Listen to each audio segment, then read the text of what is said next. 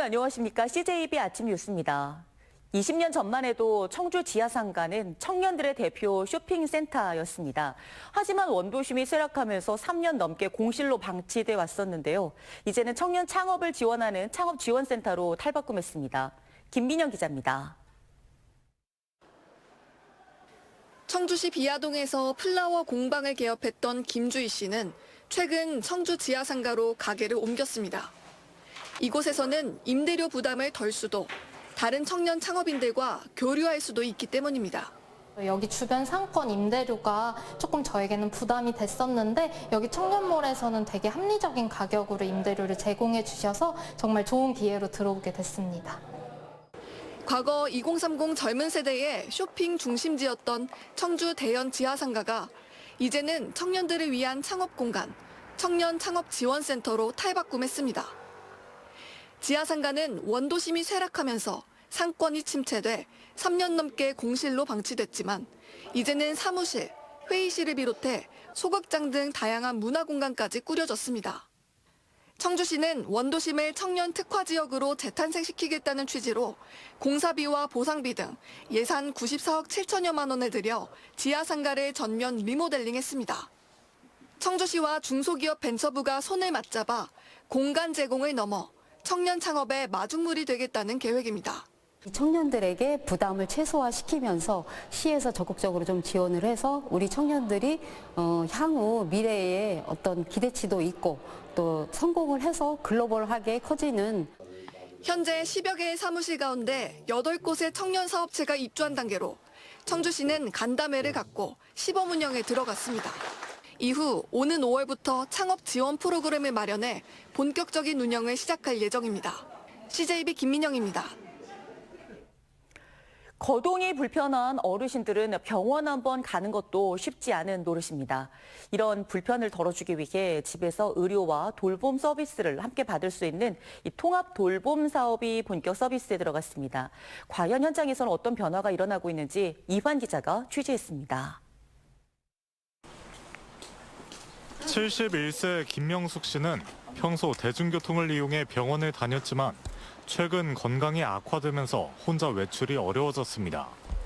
이런 김 씨에게는 신청을 통해 승용차로 병원에 오갈 수 있도록 도와주는 병원 동행 서비스가 제공되고 있습니다. 이렇게 도움을 주시는 분이 있으니까 고맙고 감사하고 어려울 때 진짜로 내가 힘들 때 이렇게 도와주시니까 감사합니다. 거동이 불편한 어르신들의 병원 이동과 귀가뿐만 아니라 병원 내 처방까지 모든 과정을 돕고 있습니다. 병원 가시는데 문제가 많은 어르신들이 많아서 신체적으로 어려운 어르신들 병원에서 약까지 다 처방 받아서 집에까지 안전하게 모셔다 드리면 아주 만족을 하시는 경향이 많습니다. 이처럼 어르신이 요양시설에 가지 않고도 살던 집에서 필요한 돌봄을 받을 수 있도록 하는 통합돌봄 서비스가 지난달 말부터 전국적으로 시행에 들어갔습니다. 65세 이상이면 소득과 상관없이 일상과 보건의료 돌봄, 주거와 요양 돌봄 등 다양한 돌봄을 받을 수 있습니다. 읍면동 행정복지센터에 신청을 하면 기존에 각기 다른 기관에 흩어져 있던 돌봄 서비스를 필요에 따라 지자체가 통합 연계합니다. 다만 서비스 종류에 따라 일정 부분 본인 부담금은 발생할 수 있습니다.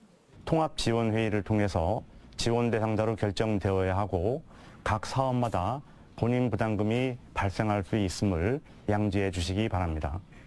지난 2024년 관련 법이 제정되고 2년 만에 첫 발을 내디딘 통합돌봄 사업이 지역사회의 든든한 복지체계로 자리 잡을 수 있을지 주목됩니다.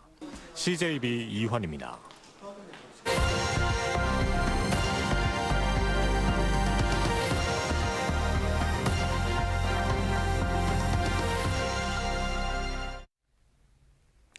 GPS가 잡히지 않는 실내나 지하에서는 내 위치를 정확하게 알기 어려운 한계가 있었는데요.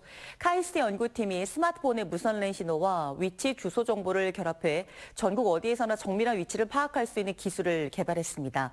구글과 애플 등의 소수 빅테크 기업들이 위치 데이터 시장을 독점한 상황에서 이 단순한 편의를 넘어 데이터 주권과도 직결되는 기술로 평가됩니다.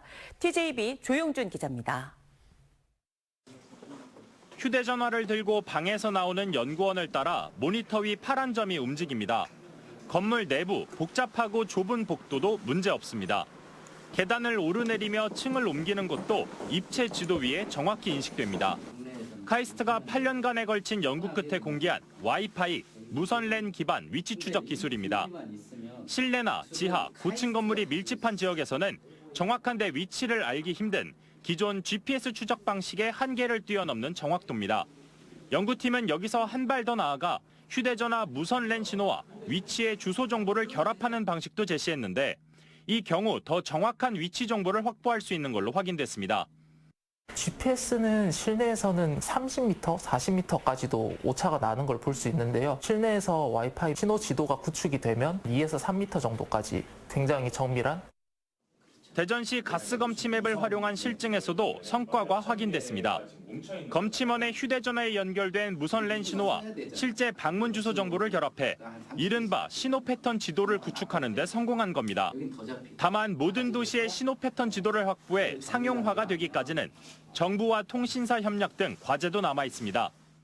카이스트는 기술을 가지고 있지 데이터를 모을 수는 없습니다. 통신사라든지 그런 데가 이제 이 기술을 사용을 해서 대량으로 데이터를 모을 수 있습니다. 그것이 되고 나면 이제 그것을 인프라로 만들어서 연구팀은 위치 인프라는 단순한 편의 기술을 넘어 국가 데이터 주권과 직결되는 핵심 자산이라며 향후 기술 고도화와 함께 국내 신호 패턴 지도 구축을 위한 연구를 이어갈 계획입니다.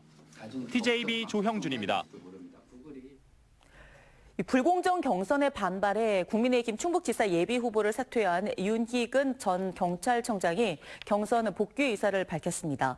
윤 전 청장은 어제 SNS를 통해 다시 시작점 앞에 섰다며 돌아온 이유는 끝까지 책임지라는 도민의 무거운 명령을 외면할 수 없었기 때문이라고 밝혔습니다. 이번 복귀 결정에 따라 윤 전 청장은 김영환 현 지사와의 최종 경선 자리를 놓고 윤갑근 변호사와 양자 대결을 펼치게 됩니다.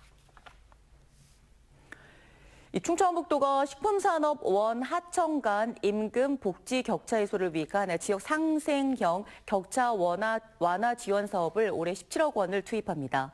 기존 참여 기업이었던 대상에 이어 풀무원이 신규 참여하면서 사업 대상도 8개 시군으로 확대됩니다. 충청북도는 지난 2024년부터 신규 고용 456명을 창출했으며 올해는 고용 안정 지원과 근로환경 개선 등을 통해 빈 일자리 해소와 산업 경쟁력 강화를 추진할 계획입니다.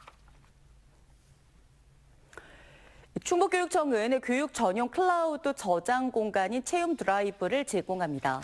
이 서비스는 충북형 교수학습 플랫폼 다채움과 연계해 제공되며 학생 교직원은 수업 자료와 학습 결과물을 저장하고 공유할 수 있게 됩니다. 도교육청은 서비스의 안정적인 운영을 위해 정기적인 데이터 백업과 시스템 모니터링을 하고 유해 불법 콘텐츠 업로드는 차단할 방침입니다.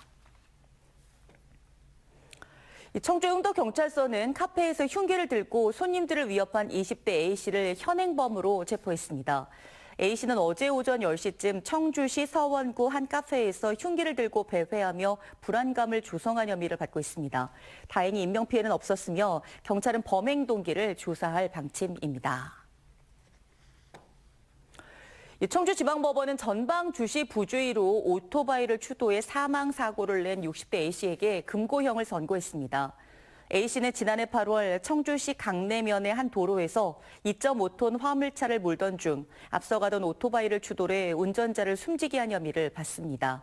재판부는 피해자 유족이 처벌을 원치 않고 있다며 피고인의 반성하는 점과 범죄 전력이 없는 점 등을 종합해 형을 정했다고 판시했습니다. 음성경찰서가 병원 진료비 환불을 요구하며 흉기로 직원을 위협한 50대 A씨를 불구속 입건했습니다. A씨는 지난 2일 오전 11시 30분쯤 음성군의 한 치과에 찾아가 주머니에 있는 흉기를 보여주며 직원을 위협한 혐의를 받고 있습니다. 그는 범행 전날에도 환불을 요구하며 지팡이로 위협하다 경찰에 체포되기도 했습니다. CJB 아침 종합뉴스 마치겠습니다. 고맙습니다.